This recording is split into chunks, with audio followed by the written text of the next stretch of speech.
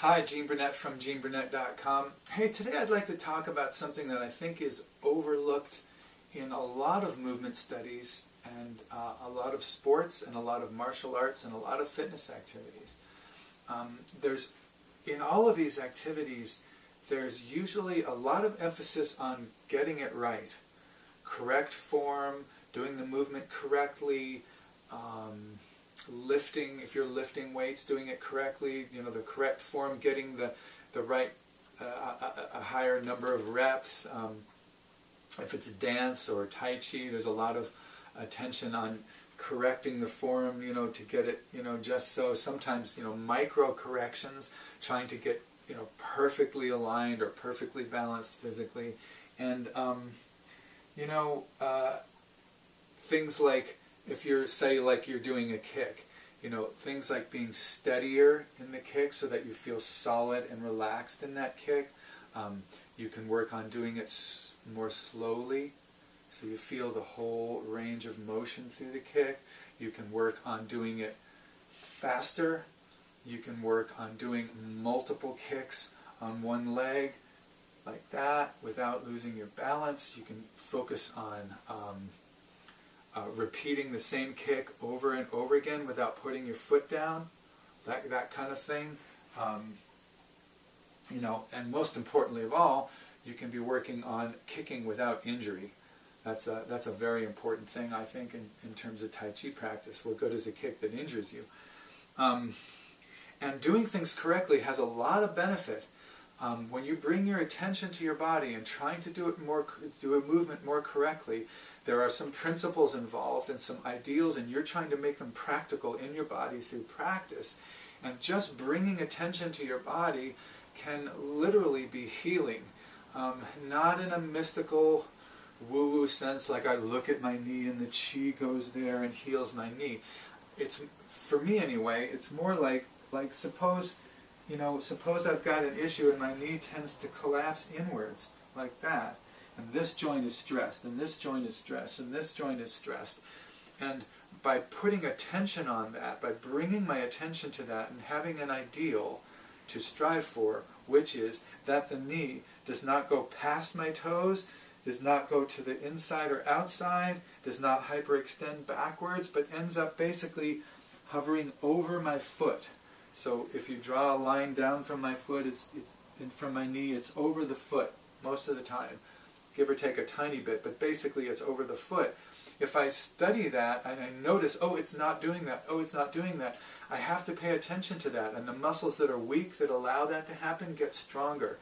Muscles that are, maybe overly worked because I do that, have to relax and get more comfortable and more evenly toned instead of gripping. So it's like, as I put more and more attention there, that leg gets stronger, and that alignment gets stronger, and that alignment gets better, and then that kick can proceed more fluidly out of my body, and eventually this leg will get to a point where it's hard for me to injure my knee, because my knee just knows to stay in the right place, and that has a big effect in preventing injury. So you could say, in a sense, I've healed an injury in the future by doing this so that it doesn't even happen. So there's definitely something healing about bringing attention to the body and making these corrections. The body responds to that intention and that attention like a spotlight. It directs resources to that area. Your circulation, your nerve flow, anything that's out starts to correct, because your body wants to do your bidding. Your body wants to manifest your intent. It's just that it doesn't know what your intent is until you ask it to do it over and over again. You ask it, stay over the toe, stay over the toe, stay over the toe, stay over the toe, stay over the toe, stay over the toe, stay over the toe, stay over the toe.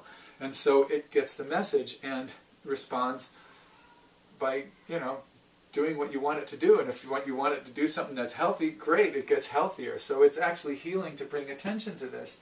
There's nothing wrong with trying to get things right and trying to do a form or an exercise or anything correctly. But here's what gets lost in the shuffle, or in that process sometimes. Getting a movement right and say loading up that leg, at least the way I do this kick, is I lift and I sit into that leg, and then I'm going to push up out of that leg so that both legs participate in that kick. Getting a movement right, like doing that, is a pleasure. It feels really good. I feel really good. My body feels really good when I can do that. When I can load up that leg and do that while I'm talking to you, which is kind of cool, it just feels really good. It's not a pleasure like eating a chocolate-covered strawberry, or making love, or having a great conversation with someone. It's a different kind of pleasure. It's the pleasure of participating in an unimpeded movement. If my knee comes in, the energy, the kinetic energy from the ground that I'm pushing with my leg, if my knee comes in, that's diverted there.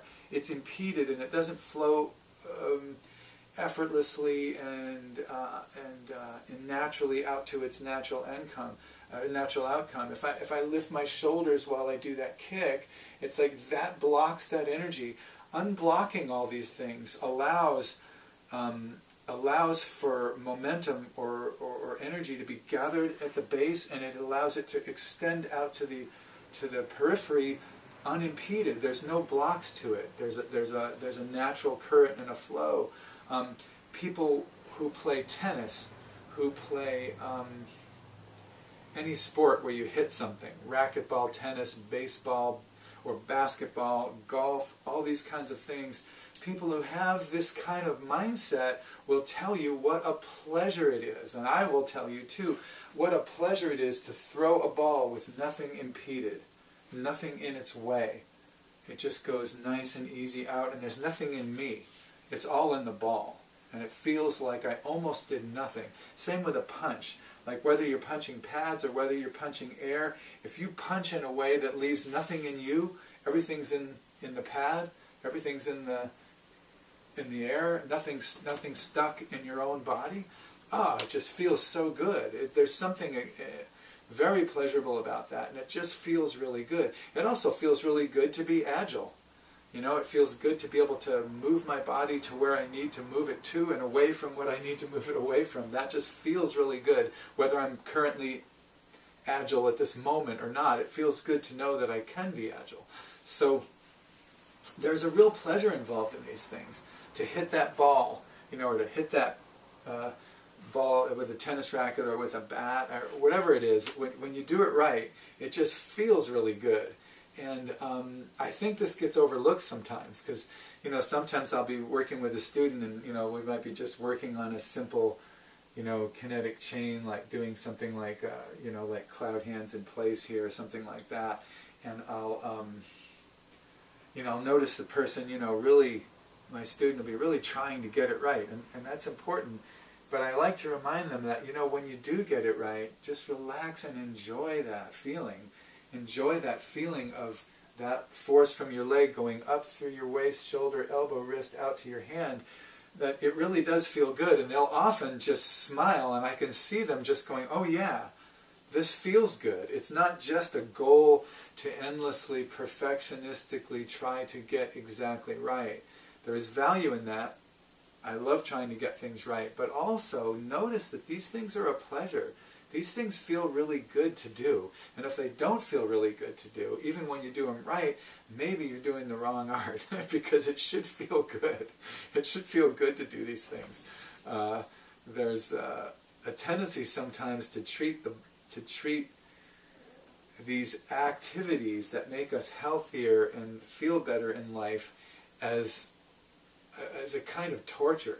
I mean, I hear this in some exercise classes or exercise or fitness-oriented things online. They'll act as though the body doesn't want to do this, the body doesn't like this, the body is weak, the body is flawed, you need to beat the living shit out of it, you need to do this, you need to go through the cycles of pain, you need to rip your quads, and you need to, there's all this attitude like your body is a lazy slug and you need to whip it into shape by doing these painful, difficult things that make it feel better. And I agree that there's a certain amount of discomfort involved in strength training and fitness training for sure. I mean, I certainly have had to go through discomfort to get better at and increase my numbers of pull-ups or push-ups or striking drills or any of those things. You have to push past discomfort. And there is this element of kind of like telling yourself, keep going. I know you feel tired, but keep going. Sure, there's an element of pushing, nudging your limits a little bit. But it can permeate everything so that your body is kind of this enemy. It's kind of this lazy sloth that you need to constantly whip and work into shape. And these exercises are miserable. You know, pain is weakness leaving the body, and that kind of like macho attitude towards fitness. It might be good towards developing, you know, soldiers, and it might be good towards developing you know, a peak physical ability. But in terms of having a healthy body your whole life and not getting injured your whole life and keeping yourself healthy and aligned and balanced in your body, I don't think it serves that at all to think of your body as some kind of object that is weak and that is flawed and that you need to force and whip into shape. I'd rather think that I am my body to a large degree. This is very much connected to my brain and sense of identity, and it's not separate from me. It reflects me, and it's a part of me, and I want it to be, I want it to enjoy this process. And if I have to force it to do something, I don't know if that's necessarily the best thing for me to do. I don't know if that's a good thing for my body or my health or the world. So, not that I don't work hard. I work very hard, but I do it with a sense of pleasure, and do it with a sense of enjoyment. So when you're doing your Tai Chi or when you're doing your movements, don't forget to also just notice that this is a pleasure. And there's nothing wrong with enjoying the pleasure of doing these movements, even martial movements. Enjoy the pleasure of it. Pleasure is sometimes seen as too feminine or as a kind of a weakness when it comes to fitness and martial arts. You know, it's like it's weak and kind of wussy to enjoy this. You're supposed to just be like, ugh. But I don't see that at all. I think you can be strong and powerful, and you know, look at the great, you know, NBA players. You know, when they make that shot, there's a pleasure in making that shot. It feels good to make that shot. So enjoy yourself. Life is short. Feel the pleasure of these movements, and subscribe to this channel if you like this kind of thing, or visit GeneBurnett.com for more info about all the stuff I do.